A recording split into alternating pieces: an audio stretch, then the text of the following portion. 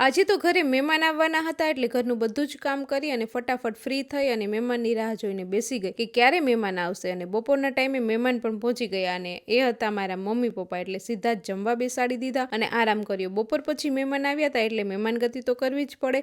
એટલે મારે સેન્ડવિચ અને પકોડા બનાવવા હતા. એટલે સૌથી પહેલા બટેટા બાફવા મૂક્યા અને મમ્મીને પણ કામે લગાડી દીધા. પછી બટેટા બફાઈ ગયા એટલે બીજી બાજુ ચટણી બનાવી અને મારે મસાલો વઘારવાનો હતો. એટલે ડુંગળી, ટમેટું, મરચું બધા સૂકા મસાલા નાખી અને બાફેલા બટેટા એડ કરી અને સેન્ડવિચનો મસાલો તૈયાર કર્યો. અને જમવાની હજુ વાર હતી એટલે હું, મમ્મી અને દિત્યા અમે ત્રણેય પહોંચી ગયા દરિયે થોડી વાર ફરવા. ત્યાંથી આવીને જોયું તો નરેશ કંઈક રસોઈ બનાવતા હતા એટલે એમણે સેવૈયા બનાવી અને મેં બ્રેડ લઈ અને મસાલો ભરવાની શરૂઆત કરી. બંને બાજુ ચટણી લગાવી, બ્રેડમાં મસાલો ભર્યો અને બધી બ્રેડમાં મસાલો ભરી અને તૈયાર કરી દીધી. ત્યારબાદ બેટર બનાવી અને હું થોડાક પકોડા બનાવતી ગઈ અને બીજી બાજુ નરેશ સેન્ડવિચ બનાવતા ગયા. અને પછી બધા લોકોને ગરમા ગરમ સેન્ડવિચ અને પકોડા ખાવા બેસાડી દીધા. અને દિત્યાને વડાપાઉં ખાવતું એટલે નરેશ એના માટે એ બનાવ્યું અને પોતે પણ એક વડાપાઉં ખાઈ લીધું. અને છેલ્લે અમે પણ અમારી ડીશ તૈયાર કરી અને બેસી ગયા જમવા.